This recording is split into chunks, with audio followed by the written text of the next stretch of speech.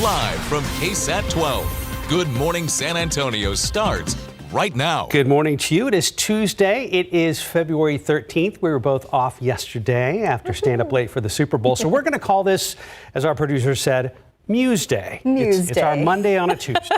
I'll take that. Well, happy Tuesday, Muse Day, whatever you were celebrating today. And we're, getting off to a cold start again this morning. We are. It is quite chilly out there. Definitely need a jacket and the heat on in the car, Mike Osterhage. Yep, and then it's going to be a complete 180 by later on this afternoon. Huge warm-up in store and a gorgeous day. Clear skies out there, 37 degrees right now. Wind chill, yeah, and we've got a bit of a breeze, and that dew point, that bottom number there, is down to 32. So with that drier air and the clear skies, a little bit of breeze, we're still going to drop down a couple of more notches before it's all said and done. And then look at that, we're going to gain 30, in some cases close to 35 degrees around the area, getting up into the upper 60s later on today. The aquifer went down pretty good chunk yesterday, down 0.7 of a foot. Allergens, mold is low, mountain cedars, still a little bit of it is showing up. Both of those numbers came up slightly from the previous day's reading. All right, check out some of these numbers around town and around the area right now. Down to 30 up the road in Kerrville.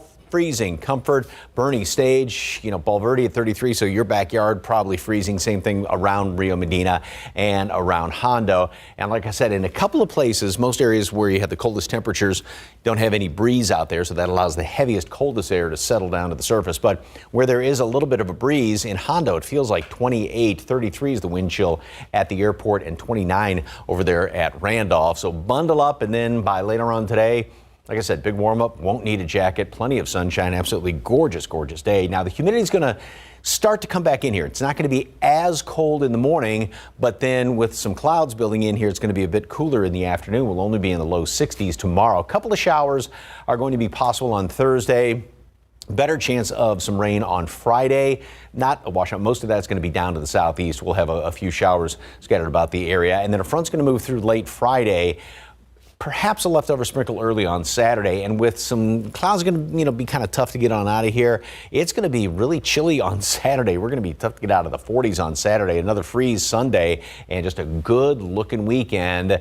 And then it all flip-flops again next week. We'll get everything all sorted out in just a couple of minutes. Traffic Authority, Mr. Marquez, good morning, sir. All right, Mike, taking a look at the roads right now. Things looking pretty good out there if you are about to head out. Taking a look at US 90 German McMullen, traffic moving pretty good there. 281 Loop 410, same situation there as well. We do have some overnight construction to let you know about right here. We have a closure there, westbound main lanes, Lock Hill, Selma to I-10. So this should clear up by 5 a.m. this morning. So that's some good news. Not causing too many of a delay right now for our drivers in that area. But the rest of the city, things looking pretty good as people get in and around the city of San Antonio as they begin basically their work week. Obviously, a lot of people took yesterday off. There were some schools that were off as well. So that's some good news if you are headed out right now. Mark and Stephanie, back to you guys. Thank you, RJ. New this morning, San Antonio police searching for two suspects who participated in this, shoving a man down a North Star Mall escalator. New video just released of the incident, which you're seeing right here. The incident happened January 27th, and it shows the victim stepping on the escalator inside Dillard's at North Star. Police say that's when the suspect comes from behind and aggressively pulls the victim down the escalator steps. Police say the victim's head slammed against those steps, causing severe injuries to his body. According to investigators, neither suspect provided aid to the victim. If you have information on the suspects circled in red, you're asked to reach out to the San Antonio Police Department Homicide Unit at 210-207-7635. Hundreds of San Antonio ISD families are facing a major deadline this week. Students at 15 schools that are set to close can accept their newly designated school or choose a campus of their choice. But SAISD says that decision must be made by this Thursday. District officials told trustees at last night's school board meeting that nearly 2,700 families have opted into having their child attend their new home school, and around 800 have picked a campus of their choice. However, 971 families have not made a final selection. Of those 971, SAISD says 280 have told the district that their child will not return to the district next year. For now, staff say they are calling families, but will send letters and visit homes if needed. Again, that deadline is this Thursday, February 15th. A Bexar County judge has agreed to reduce bond for the father of the man accused of killing a pregnant woman and her boyfriend here in San Antonio. Ramon Preciado is accused of helping his son cover up the killings of Savannah Soto and Matthew Guerra. The couple was found dead in a car in late December. Preciado is facing two charges: abuse of a corpse and altering, destroying, or concealing a corpse. It's also worth noting that yesterday in court, Bexar County deputies arrested Savannah Soto's mom, Gloria Cordova, for an outstanding warrant. As for the reason for the bond reduction request, Preciado's lawyers argued he doesn't have the financial means to pay the bond. Is it because the amount is so high? Nobody has that kind of money. Nobody in your family? No, sir. The state also pointed out that Ramon's family is not doing what they can to raise the money needed to put towards bond. Ultimately, the judge only decided to reduce bond for one charge. Now, Preciado's bonds total $450,000. Just a few days ago, another suspect in the case, Mirta Romanos, also had her bond amount dramatically reduced. San Antonio Animal Care Services says it is working to better serve the community, and so far it has hired close to 20 additional animal care officers in the first months of fiscal year 2024. It says that another group of cadets is about to attend the training academy by the end of the month. So after graduating, the new ACS officers will join first responder and investigative teams. So far this year, ACS has given out more than 2,300 citations. Also, just over 60 dogs have been declared dangerous or aggressive in the same time frame, and close to 11,000 animals have been brought into the shelter during that same time period. Now, of those animals, just over 2,300 have been lost pets that were returned to their owners. ACS is also opening 2 additional affordable spay-neuter clinics in the community this year. President Biden is taking aim at former President Donald Trump for saying he would encourage Russia to attack NATO allies if they don't pay enough for the defense of NATO. Trump's remarks echo his long-standing criticism of the role the U.S. plays in providing security for other countries, including major allies. Trump's comments come as he attempts to squash a foreign aid bill in the Senate that would give billions of dollars to Israel, Ukraine, and Taiwan. NATO countries do not pay set dues to the alliance and do not owe the U.S. money. Many European leaders are walking a fine line in their response to the comments in the event that Trump wins a second term. Poland's prime minister responded by noting that Poland and NATO supported the U.S. in Afghanistan after the 9/11 terrorist attacks. Parts of the Northeast are preparing for a coastal storm today that is expected to pack high winds and dump a foot or more of snow in some areas. Now, the nation's largest school system in New York City says it is switching to remote learning and closing its buildings today because of the impending storm. Similar closures and bans were put in place in other cities and towns across the Northeast. Emergency officials have equipment in place to help keep roads clear. Well, this morning we're learning more about the woman that police say opened fire at celebrity pastor Joel Osteen's megachurch over in Houston. Her young son was also shot. Now, as ABC's Andrea Fuji reports, police are revealing where she got her gun and details on her violent past.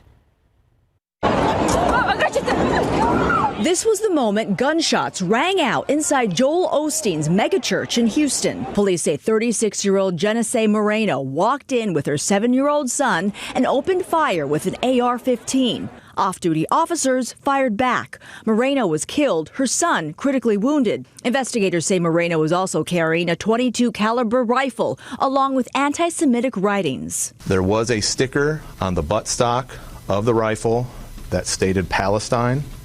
A sticker simply stated Palestine. Authorities say the weapon was bought legally in December, Moreno obtaining the gun despite her history of mental illness and arrests dating back to 2005 on charges including assault. Court records show she also had a turbulent marriage ending in a bitter custody battle. Moreno's ex-husband accusing her of violence and putting their son in danger multiple times. We do believe that she does have a mental health history that is documented through us and through interviews with family members. Police are also investigating a YouTube video from 2020, originally posted by Moreno using a different name. In a Facebook post, her ex-mother-in-law says Moreno suffered from schizophrenia, insisting despite the anti-Semitic statements found, the shooting had nothing to do with Judaism or Islam. Authorities are now working to determine a motive and how Moreno was able to get a gun despite her troubled past. We want to know the motive, how she got the weapon, why she did this. We're not there yet. Moreno's neighbors say they've been warning authorities about her erratic behavior for years. As for her 7-year-old son, he was listed in critical condition. Andrea Fuji, ABC News, New York. Finally, the Spurs are on the right side of a blowout game, taking care of the Raptors with ease last night. Early first quarter, Raptors turned it over. Trey Jones comes up with the ball, waits for Wemby, then lobs it to the Rook for the slam dunk. That was part of the Spurs' 10-0 run to open the game. San Antonio led 34-28 after the first quarter. Second quarter, Keldon Johnson passed it back to Wemby for the three as the Spurs extend their lead. Closing seconds, Devin Vassell is good from downtown, and San Antonio led at halftime 67-50. Third quarter, Victor had himself a block party. Scotty Barnes challenges Wemby, and he tells him no way, denying Barnes on back-to-back attempts. Later on, he blocks the shot of Barnes again, like it's personal or something. Wemby had 6 blocks in the third quarter alone, and the Spurs led after 3, 103-75. Fourth quarter, Grady Dick tries his luck. Wemby disses him for his 10th block of the night. A new career high back at the other end after missing a 3-point shot. Vassell whips a pass behind his back to Wemby for some jam. And the look on Wemby's face says it all. Amazing assist. Spurs win 122-99. Wemby goes triple-double with 27 points, 14 rebounds, and 10 blocks. This is just a shade of things to come in seasons in the future, right? So the Spurs will play at the Mavs tomorrow night, 7:30 to close out the first half of this year's rodeo road trip. Go Spurs, go. Yes, how exciting. Go Spurs, go. Time now 5:11 and 38 degrees for now. Up next, we'll tell you about a new dating app ahead of Valentine's Day that can only be used by those who have a good credit rating. Also next, why now may be the best time to book flights if you plan to take a trip for spring break. And outside with live cam on your Muse Day, Tuesday morning. For those of us that was off yesterday, Muse Day. See how things are looking out there at the airport. We are seeing traffic on 410. Roads are dry and it's chilly. Welcome back. It's 5:15. So if you're thinking about traveling this spring, now may be the best time to book your flight. ABC's Andrew Dimbert has the details in today's GMA First Look. In this morning's GMA First Look, spring break savings.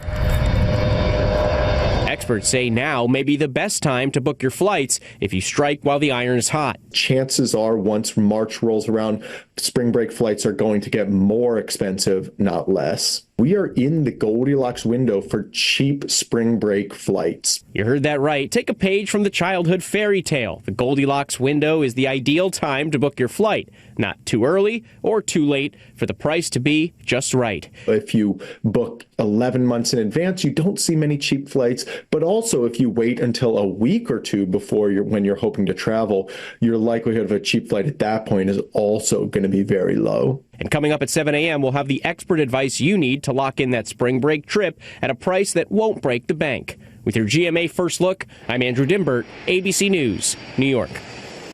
Time now is 5:16 and 38 degrees. I'm looking around a camera to look at TransGuide. There it is, I-10 at Frio. Is that the area where the metal plates are, RJ? Yeah. Oh, it is, yeah. Okay, so traffic is moving this morning, and we're going to talk to RJ coming up. Some people just know that the best rate for you is a rate based on you with Allstate. Not one based on Paul. You don't want to ride with Paul. Or Sarah. Not today, anyway. And you don't want a rate based on Ben. He's got some important business to take care of. Why would you pay a rate based on anyone else? With Allstate, you're connected to a rate based on you. Mornings. Cough? Congestion? I'm feeling better. All in one and done with new Mucinex Kickstart. Headache? Better now. New Mucinex Kickstart gives all-in-one and done relief with a morning jolt of instant cooling sensation. It's comeback season. At Marshall's, our buyers go to great lengths to find you great deals on great quality products.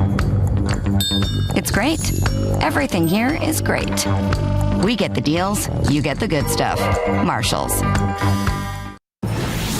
Welcome back. Just about 5:20 on our Tuesday morning. A lot of people going back to school even today. Yeah, guys, a lot of people headed back to school, work, maybe took the day off yesterday because of the Super Bowl. I know you guys enjoyed a nice day off there, so that's good. Yeah, as it was great. Out in the roads this morning. Really? Tell us more about it. Yeah, awesome. Mike and I were holding down the fort here. Thank you, guys. Thank you. Yeah, there you go. Thank you. I see sweat on your brows. All right, guys, so let's check out TransGuide real quick here. I-10 at Frio, we were talking about that bump and got a lot of reaction to the story that we posted on KSAT.com about a lot of people that are still dealing with this bump that's in downtown. This is the upper level of I-10 west at Frio. So you can see we still have this here. It's a temporary plate that's being put over the bridge joints in that area. So traffic is getting through here, so not causing any delays right now, but something that our drivers definitely need to be aware of as they make their way around the downtown area. The northeast side still seeing some construction here at I-35 Topperwine Road all the way going back to the Forum. You can see this is going to be affecting our southbound lanes of 35 in this area there. But for the most part, traffic is moving pretty good across the city of San Antonio. Again, we're expecting a lot more people to get out and about this morning as they make their way to school and work. Obviously, a couple of schools had the day off yesterday. A lot of people took the day off from work, so we are expecting things to get a little bit busy. Let's see if we get couple more cameras here. 281 at Corey, traffic moving pretty good there. 281 at Grayson, traffic moving pretty smooth there as well. All right, Mike, it felt a little bit chillier this morning. Yeah. How are things looking outside? Fantastic. Stop talking till your next hit. So got a little congestion, a little sore throat. Yes. So yes, and so okay. Drink your hot tea. Beautiful picture. Yeah, yesterday sunset was spectacular, and the sunrise and sunset is going to be fantastic today as well. We got a lot of clear skies out there as of right now, and some chilly temperatures, freezing in parts of the hill country. We will drop down. We're 37 at the airport, and going to drop another couple of degrees here and there. Plus, there's a slight wind chill to deal with. Nothing but sunshine, clear skies all day long. We make it up to 60 at noon, and we're going to be gaining across the board, averaging 30 degrees between the low and the high. Good indication. Got some really dry air in place, but that will be changing because humidity is going to start to go up as we go into the overnight hours. It's not going to be as cool in the morning, but then will not be as warm in the afternoon just because of some extra clouds around here. But that humidity continues to go up Thursday and Friday, and these are our rain chances, especially on Friday. Front comes through, and then look at that. We've got these dew points coming in here for the weekend down in the 20s. So that's going to set us up for a really cold Sunday morning, especially because we're not going to have any cloud cover around here and very light wind. But then notice how then by next week, we'll talk more about that next week, but it's going to all go back again. And so, yeah, we've got a big roller coaster going on here. First of all, going into Thursday. Now, tomorrow, a lot of clouds. Thursday, pretty well socked in all day long. And we'll start to see some of these showers develop around the area, especially late in the day. And then going into the wee hours of Friday morning. And also kind of stand back and take note where the best chance, the majority of the rain is going to be to the east and down to the southeast. And out in the hill country, may not even see much of anything, just a few scattered showers here and there, but definitely the majority down to the east and southeast. And this particular model has things clearing out quite quickly. There may be a leftover straggler of a shower early on Saturday. Here's the outlook for rainfall over the next 5 days. And like I said, this coincides with those computer models. Southern counties, eastern counties are going to get the majority of the rain, maybe an inch, couple of inches. Here in town, perhaps a tenth to a quarter of an inch. And like I said, in parts of the hill country, some areas may not see really anything around here. So we've got this nice northwesterly flow right now. That's what's keeping things so beautiful around here. That's the case throughout the rest of the day today. But then the humidity, like I said, starts to come back on in here. We get this flow coming in from the southwest. A little disturbance is sliding along here. So that's what's going to give us the rain chance Thursday especially, and then especially on Friday, rain chance, but another front moves through, and that's going to clear things out eventually for the latter part of the weekend. So today, 68, 63 tomorrow with more clouds, not as cool in the morning, and that stays progressively warmer in the morning hours with the cloud cover and the humidity around here. 67 on Thursday, mid-60s Friday, so pretty close to normal temperatures. Better rain chance Friday. Front moves through here. It may be tough to get out of the 40s on Saturday, depending on how quickly those clouds clear out. Also, it's going to be windy on Saturday, and then a freeze here in town Sunday. Plenty of sunshine, but only, again, in the 50s. But then next week, looks like it's going to be on the above normal and the warmer side of things. So Hopefully we get some rain, because also next week looks kind of dry pretty much all week long. Okay, but super cold this weekend for the rodeo people. Yeah, it's going to be really cold out there. All right, thank you, Mike. Time now 5:25, 37 degrees. And coming up next, how Apple's latest update is making online shopping a little easier. Apple is testing an Apple Cash virtual card number that will make online shopping a little easier. ABC's Andrea Fujii has details in today's Tech Bites. In today's Tech Bites, Apple is testing out a virtual card number for Apple Cash users. The number can be used for online shopping even when Apple Pay is not available. That means the prepaid debit card would essentially offer the same functionality as the Apple credit card. Meta is testing a list of popular topics on its Threads app. The feature, called Today's Top Topic, shows what conversations are trending. It is being generated by artificial intelligence, and a team of specialists will make sure topics don't violate Threads guidelines. And finally, a new dating app where you get credit for good credit. Neon Money Club has launched Score. To use the dating app, your credit score has to be at least 675. The goal is to raise awareness about finances and relationships. The app will only be available for about 90 days. Those are your Tech Bites. Have a great day. 5:28, 37 degrees. Just ahead, how a San Antonio area pastor is hoping to give someone encouragement after his near-death experience when he was exposed to a flesh-eating bacteria. Good morning. It's Tuesday, the 13th. Thanks for joining us. And just a warning for you guys, Valentine's Day is tomorrow, just in case. I was in a Target store late yesterday. Oh, you should see the chaos. It was already beginning. Yep. Stuff was already missing in the candy aisle. Really? I mean, low stock. That's the worst feeling. Low yeah, stock. That's definitely the worst feeling. Whew. And then you're looking through the cards going, no. Nah. Handmade, or, just a note. That's the way you get around that. Yeah. Construction paper. More tips from Steph, gentlemen, coming up a little bit later on. It comes from the heart. Yeah. Take a look outside. And one thing for sure this morning, if you are heading out early to peruse the card aisle or pick up some candy or something like that, wear a jacket. Candy sure is not going to melt in the car this morning. There's a nice view of downtown. We're looking down to the south from our camera over there at 410. A lot of clear skies. Going to be a spectacular sunrise this morning. It's cold out there. Upper 30s here in town. Dew point measure moisture in the atmosphere is down in the low 30s. And so with the clear skies and dry air and light wind, that's what has allowed temperatures to drop down. And as a matter of fact, down below freezing in Comfort right now, as well as Kerrville. Valverde down to 31, freezing at Bernie, and then 34 at Rio Medina, as well as Hondo. But then there is a little bit, in some places, a little bit of a breeze out there. Not much, just enough to add that little bite to these temperatures. So it feels like 29 at Randolph, 28 Hondo, and 33 right now is the wind chill out there at the airport. Mold, mountain cedar, both on the low side. So still some mountain cedars showing up. Despite the fact we had those very, very strong winds, we didn't get a big high surge from that Sunday into yesterday. So the season is definitely coming to an end. Sunny and 60 at noon, 68 high temperature today. And then we'll see a few more clouds building in here tonight. So it's not going to be as cool tomorrow morning. But again, huge warm up. We're gaining 30, 32, 33 degrees across the board around here. So jacket this morning. Won't need it by the afternoon. Got some rain chances in the forecast and then another front.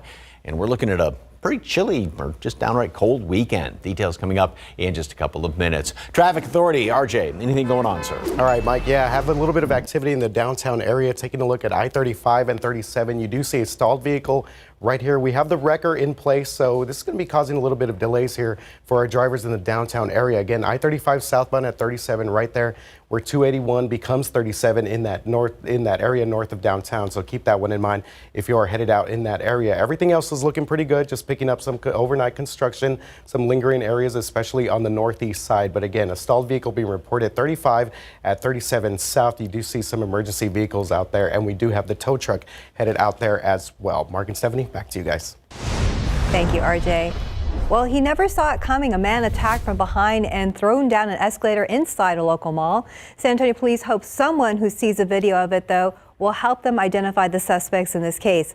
Our Katrina Weber is live outside North Star Mall where it all happened. And Katrina, the video is disturbing. Was a man seriously hurt? According to police, that man did hit his head, which then left him with severe injuries on his body. Now, this happened, it seems to be a very brazen attack, happened right in the middle of that normally busy Dillard store. The police released the video from inside the store showing clear images of what happened. The victim was on his way up an escalator when another man runs up behind him and pulls him, causing him to fall down the moving stairs. Police say the victim did hit his head on the metal stairs. He had to be treated at a hospital. They're also calling the woman who you see in the video a suspect in this case. They say she stood over the victim when he fell and didn't try to help him at all. Now, what we don't know is whether something may have happened before that incident, before that attack, or whether this was just done at random. Either way, police want both of those suspects off the street, and they ask anyone who may recognize them to call SAPD's homicide unit. The number is 210-207-7635. Reporting live near North Star Mall, Katrina Weber, KSAT 12 News. Katrina, thank you. Well, San Antonio area pastor is hoping to give someone encouragement after his near-death experience. Last summer, Pastor Doug Roberts was exposed to a flesh-eating bacteria. He thinks he got it during an outing at a theme park. Doctors told him his chances of survival were slim. He was unconscious for most of the critical surgeries. His wife is grateful that the ER doctor didn't dismiss his illness and insisted on running blood work. That critical time saved his life. I believe that God puts in everybody, He's no respecter of persons. He puts gut feelings in you. Go with those and don't second guess things. It has a tendency to make these very purplish sort of blisters on skin, and so it has a very typical lesion that we've seen many times, and that can be a clue. The doctor says, thankfully, flesh-eating bacteria is not very common, but it can be contracted through ocean or brackish water, and it can also live on surfaces. You can read more about Pastor Roberts' story on KSAT.com. And as we get closer to the Texas primary election, here are some important dates to remember. February 23rd is the last day you can apply for a mail-in ballot. Also, you can vote early from February 20th through March 1st. Election day is going to be March 5th. So we're going to list voting information in all the places where you can vote early on our website at KSAT.com. This morning, former President Trump is doubling down on saying he would not protect NATO members from future attacks.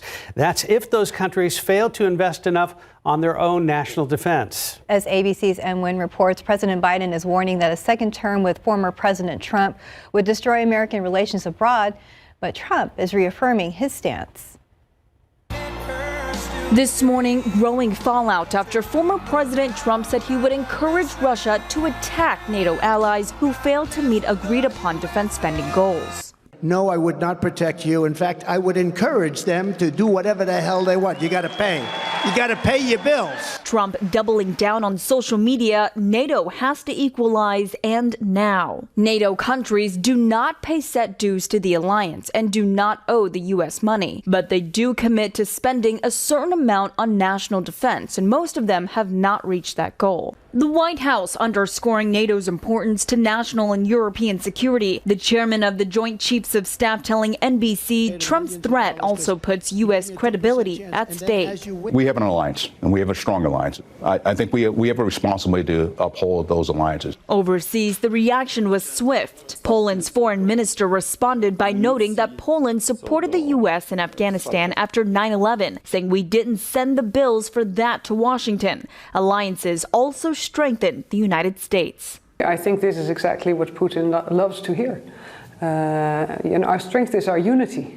And if we're not united, that makes us weaker. Some Republicans are pushing back on Trump's comments, but his supporters are standing firmly behind him. If you're not going to defend your own country, why should our taxpayers defend it for them? Republican Senator Lindsey Graham going one step further, now suggesting U.S. funding for Ukraine and Israel should be considered alone. Senators could greenlight more aid for those countries as soon as today.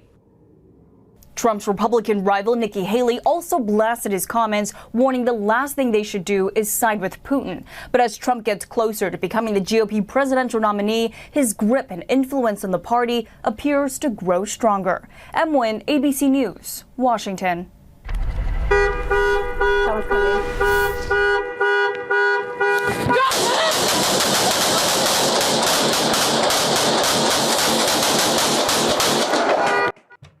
Wow, That is a lot of gunshots. In Houston, a shooting investigation underway after 2 Harris County deputies shot a woman mistaken for an intruder. The Harris County Sheriff's Office released edited body cam video from the February 3rd incident in Houston. Happened after law enforcement arrived on scene for a reported break-in. The woman shot was injured and is now in a hospital. She has hired a civil rights attorney for, quote, the necessary and excessive force used against her, quote unquote. Authorities claim the woman was holding a firearm. Investigators later determined the victim was a resident and another woman was also inside. The two had broken the window earlier, but they did not have the apartment key. Following a sweep, a handgun was recovered. The 2 deputies involved have been placed on administrative leave. More babies are at risk of being born with syphilis. That's because more women are likely to have the infection and pass it on to their babies before birth. That's according to a new report published by the CDC. So women giving birth in the U.S. are now 3 times more likely to have syphilis than they were in 2016. The report shows maternal syphilis rates are lowest among women who start getting prenatal care in their first trimester. But among women who don't receive any prenatal care, rates are nearly 4 times higher than average. Maternal syphilis rates are also highest among mothers younger than 25. Cocoa prices are surging so high, even the biggest chocolate makers are struggling to stay profitable. That is bad news for our wallets heading into Valentine's Day tomorrow. West Africa is home more than 60% of global cocoa production. Climate issues there are damaging crop yields, constraining cocoa supply, and causing prices to soar. Cocoa futures doubled in the past year and surged 40% just since January. Sugar, labor, and other factors have also gotten pricier. Hershey just said last week that it would cut 5% of its workforce after historic cocoa prices dampened fourth quarter earnings. Well, today is International Pancake Day at IHOP. Today from 7 to 7, you can enjoy a free short stack of pancakes, which consists of 3 pancakes. Dine in only. It's all part of IHOP's February month of giving, which helps support Feeding America, which is a nonprofit network of food banks. Video looks good. I know, it sounds good, right? Yes, it does at 542. 542 and 38 degrees for now. Let's check outside with live cam. See how things are looking out there right now as you wake up on a chilly Tuesday morning. We're going to be checking in with RJ and Mike coming up. The grass is greener in San Antonio, quite literally. Things are sprouting. And you may be wondering, hey, are we done with freezes? Can I finally plant my spring garden? Well, not so fast. According to the 30-year average, the average last freeze around San Antonio is toward the end of February. But depending on where you live, if you live outside of the city center or if you live in the higher elevations of the hill country, that average last freeze can be even later in the mid to end of March. And that's just the average. We can get strong cold fronts well into spring. In fact, the latest freeze on record for San Antonio is April 3rd of 1987. Stick around because we could see a freeze this weekend. Thank you, Sarah Spivey. Remember the Share the Shoes campaign? Of course you do. We told you about that shoe drive before the holidays. Yesterday, the organization behind it, Zapatos and San Antonio Police Department, gave out the shoes you donated to the kids who need them most. During the last few months of 2023, the Share the Shoes campaign collected shoes for kids of all ages. More than 700 pairs were collected at the SAPD North substation, and we want to, again, say thank you very much. Yes, thanks for those donations. The kids are pretty excited to get those new shoes. Time now, 546 and 38 degrees for now. Tuesday morning traffic update is coming up with our traffic expert, RJ Marquez. All right, 5:50 right now on your Tuesday morning. A lot of people getting out and about to start their work week this morning. Taking a quick look at TransGuide traffic cameras. Loop 410 at McCullough, traffic moving pretty good in both directions there. 281 at the Quarry, same situation there as well. The biggest thing that we were seeing over the past 15 minutes or so was a stalled vehicle on the southbound lanes of 281 right before it becomes I-37, but that has actually been cleared out. So there were some flares there that were still in this area, but this was the southbound lanes of 281 headed into I-35 northbound, but that has been cleared out. So that is some good news. We got a lot of green on our screen, guys, and not too many traffic problems to let you guys know about delays or concerns right now. So definitely would be a good time to head out onto the roads right now as we take one more quick look at our TransGuide traffic cameras this morning. Okay. Right. Rest easy there. Yes. Yes. Thank you, RJ. I got the tea going over there. Yes. Good. Tea, Good. coffee, all the above. Yes. On a cold morning, that'll come in handy as well. And it's if it's a little sniffly or something like that, when it's so cold in the morning, then it warms up in the afternoon, and then temperatures are kind of all over the place, and that's the way it's going to be for the next few days. As far as today, absolutely gorgeous out there, and I love this picture. Blue skies and the first red bud seen this season. Yeah, some plants and flowers may be thinking, okay, time to sprout a little bit, but we are looking at another freeze potential here in town coming in here by the weekend. More on that in just a second. All right, looking at downtown, it is gorgeous out there. Got a lot of clear skies. It's going to be a fantastic sunrise. Going to be a good-looking sunset. Freezing temperatures, Bulverde, Bernie Stage, all the way up into the hill country. 37 here in town, 34 Rio Medina and Hondo. But we do have a little bit of a wind chill, and wind chill is definitely going to be sticking around this morning. Now, as far as the rest of today, we are going to see temperatures rise up very quickly. Once that sun gets a little bit higher in the sky, the dry air doesn't take much energy or as much energy to heat up. And so that's why we're going to see the 30, in some cases close to 35-degree rise in temperatures from the low to the high later on today. We're going to be up to 60 at noon and then top off at 68 degrees. So we start off on the cool side of normal and then end up on the warm side of normal. That's not going to be the situation tomorrow. Here's what it looks like on the satellite picture. Obviously, nothing is showing up around here. And really, if you look upstream, there's not a heck of a lot going on. We'll start to see some little disturbances, kind of some energy come in here from the southwest. But one thing you want to take note of, if you have any travel plans today, any flights, check ahead, because a lot of delays in the northeast corridor, and that it can have residual effects elsewhere in the country. But they're expecting a lot of snow, maybe even measured with yardsticks up there in portions of the Northeast from New York all the way up to Boston. And as far as we are concerned, obviously just this great weather around here. Now, we got to jump ahead to the next couple of days. We'll see more clouds around here tomorrow, actually some moving in here overnight. And then by Thursday, we get a chance for some rain. And again, this paints in with a broad brush. It's not going to be a lot around here, but the rain chances will definitely start to pick up then going into early Friday. So Friday morning commute does look like it is going to be on the wet side. And also take note where lesser amounts of rain, lesser chances of rain out there in the hill country, more down to the southeast. This is where the majority of the rain is going to be. But also this model wants to get things out of here kind of quickly. I do still have a slight chance for a couple of showers left over overnight Friday into Saturday.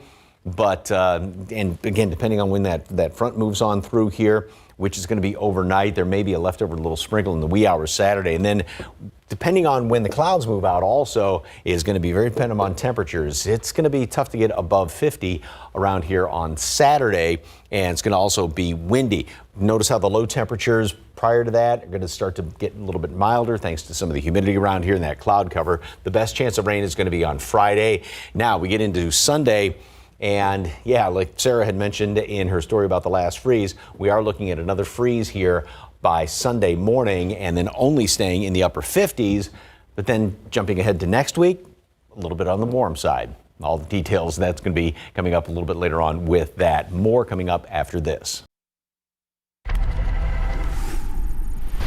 Good morning. Coming up here on GMA, the wet, heavy snow is falling. The tri-state going to be a wreck for parts of the early commute, and then it will all be out by this afternoon. I will detail who gets what, when, and how much should add up. Also coming up, we are all eyes on the new inflation numbers out this morning, what they could mean for prices and for your wallet. You'll see those stories and so much more coming up right here on GMA. Ahead in the next hour, GMSA, we're tracking the search for suspects who pulled a man down an escalator over at North Star Mall. We'll have more of that disturbing video. Plus, our KSAT investigations team has been poring over the Department of Justice report on the Robb Elementary School shooting. We have a preview of what else they have found so far. And up next, Wemby continues to make some history after a sensational performance last night against the Raptors. We've got highlights from their first win of this year's rodeo road trip. And checking TransGuide as we go to break, things look good at 410 and Babcock.